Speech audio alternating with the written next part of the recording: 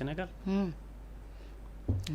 jàpp nga ni seen parti bi ak nu mu commencé nii loolu am doole lay doon waaw mais jamono ji ñëpp xam nañ doole bu ëpp ci opposition bi su ma ko mënee tuddee noonu.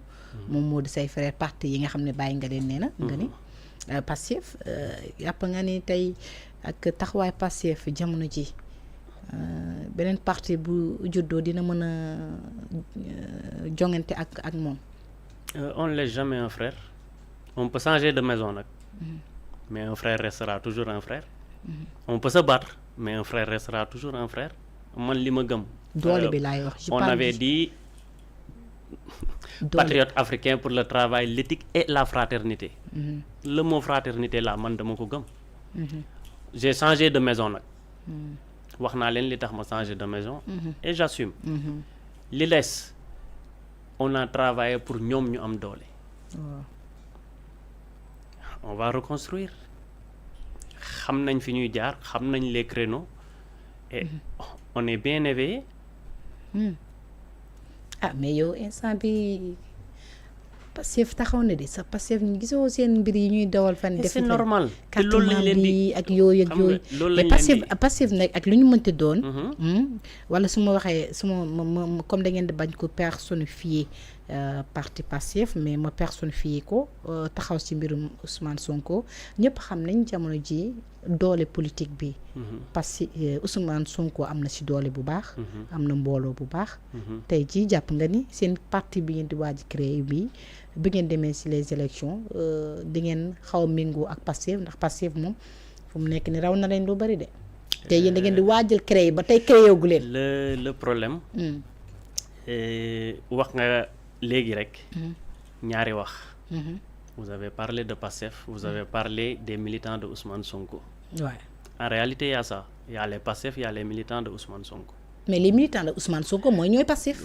Il y a Pastef. Il y a Pastef. Yang may brouiller, je ne comprends plus. Wow. Parce que bon, Pastef, il amna militant Pastef, moi je peux comprendre peut-être amna Pastef, amna ay sympathisants, mais amna Pastef, amna militant Pastef. J'ai pas compris. Amna ay sympathisants de Ousmane Sonko. Très bien, lol c'est très clair. Maintenant il y a Pastef. Wow. Moi je parle de parti Pastef. Il y a des gens ils suivaient le projet.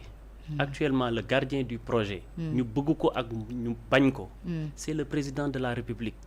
Mooy gardien wu mooy gardien du projet. Le projet authentique de Pastef instant yi on s'était battu l'appel aux patriotes pour gagner de façon démocratique et mettre le projet en marche. Le projet c'est la vision Sénégal 2050. ku gëmoon ce projet là nekk dans Pastef. Tu as une obligation de rejoindre le président Bassirou Diomaye Diakhar Faye parce que c'est lui le gardien de la vision Sénégal 2050. Et maintenant ce parti-là va se faire à la base avec des responsables yi nga xam ne ils étaient dans Pastef et qui se battaient pour ce projet-là. Pastef moom te dinañ fa bëri. Pastef du leen fa am je vous donne rendez-vous là-bas. dinañ fa bëri. Pastef du leen fa am dara est-ce que du leen kalñaatu ñeen ñoom opposition ñoom Amadou Ba ak ñeneen ñi mais Pastef du leen bëri la fa de. nañ dem ba ci kanam. jàpp nga ni Pastef di ngeen non je parle pas de parce que am na ay responsables ñi nga xam ne responsable Pastef lañ mais doole je veux dire maanaam doole bi maanaam bu ñu demee seen i ni topp leen. Par exemple nga doon benn coordinateur ba nga xam ne yow leer na la boo demee. da nga yóbbaale sa mbooloo koñ.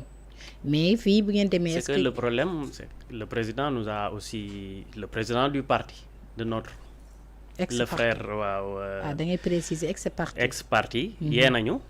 parce qu'il nous a fait comprendre que mënuñu gagner pantre. waaw loolu la wax. waaw il nous l'a fait comprendre. moo tax ma ne tey xam nga lan moo tax. si ay raisons yu bëri la. Les politiciens xam ne Pastef li doon doxal les militants qui étaient engagés idéal la woon du doon leur propre personne. Les gens se sont battus corps et âme. fu ne ñu dem fa. pour lan pour benn idéal mettre Pastef et mettre le projet devant. benn idéal loolu moo tax doo gis benn responsable Pastef ñu ne kii c'est un militant de Pastef et c'est un responsable au niveau de la base bu am ay mbabooru nit ñu topp ci ginnaawam parce qu'il n'a jamais appelé à ce que ay nit nekk ci ginnaawam et je défie quiconque le président Bassirou Diomaye Diakhar Faye en 2022 man bokk naa ci ñi ko mere woon dans le département de Mbour parce que j'étais le coordonnateur départemental du comité électoral bi suñ député yi jàll pour moins de 3000 et quelques voix li mu waroon a wàcc sur le terrain liggéey ko sur le terrain il avait préféré de travailler pour le niveau national en délaissant sa base sa propre base politique. da nga bëgg jàpp ne loolu moo tax ñu dóor leen foofu. déedéet loolu taxul pour vous montrer que nit ñi li ñu def priorité ak les responsables de PASTEF li ñu def priorité ce n'est pas la même chose bu dee yeneen politiciens yi dañuy prioriser am ay dunq mooy ay politiciens yi am ñuy ànd ak ñoom bu dee les responsables de PASTEF mais responsable bu nekkee boo mënul gagner sa gox wax dëgg yàlla dañ doon prioriser xam nga non nag monsieur Diop wax mënuma comprendre nag nga nekk coordinateur di par exemple yow nga nekk coordinateur Pikine par exemple laa jox nga nekk Pikine mënoo gagner sa Pikine bi nga dëkk 2022 ñaata coordinateur ñoo gagné non exemple laa lay jox loolu kay jarul ngay doon coordinateur sëñ bi ñaata coordinateur ñoo gagné ñaata coordinateur moo gagné suñ première section Ngekoox waaw biñ ko installé xam nga on était combien pour massifier le parti 4 on était 4 pour massifier le parti première permanence bi département Mbour am Ngekoox moo ko am on était 4 laa wax 4 personnes bu ñu duggoon sama oto duñ ko fees et on a massifié le parti département de Mbour ñoo njëkk a gagné suñu bureau de vote yëpp mais on n'a jamais cherché des militants parce qu'on a vendu le projet. waaw mais parce que Ousmane Sonko. et on avait un leader aussi qui permettait de vendre le projet. très bien gisoon nañu Ousmane Sonko quand même bu lu metti foog nga nekkoon gënuma la xam sa parti mais xam nañ Ousmane Sonko bi les élections bu doon am. ku ñu tànn mu jaar fa gox boobu ñooñu votal ko. sauf Ngekoox 2022. man j'étais tête de liste proportionnelle. suñu tête de liste majoritaire c'était le frère Malick Gueye. Ousmane Sonko ñëw na baat na campagne avec lui toute une journée yëkkati loxoom pourtant gagné wuñ de parce que local mbapat la y a des réalités. Ousmane Sonko du moom mooy gagné les locales.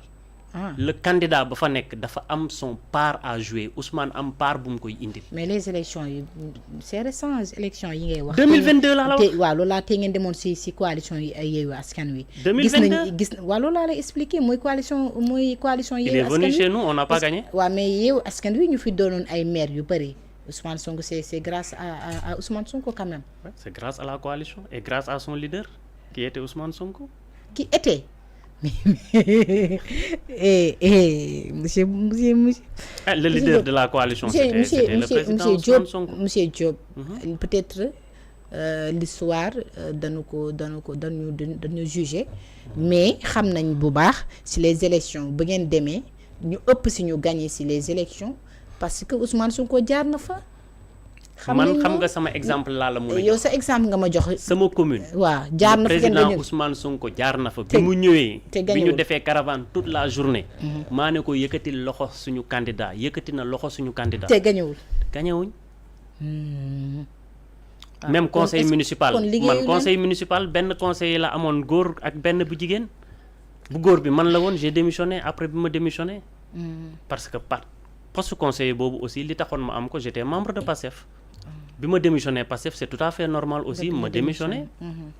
tout à fait. et pourtant on n'a pas gagné on nous a laminé. parce que dafa am ay réalités. local mbapat la. ok donc jàpp nga ni les élections yii di ñëw moom dana définir seen taxawaay parce que normalement dans les normes parti bi ngeen di waajal di ngeen ko taxawal laataa ñuy dem ci élection municipale comme ni ko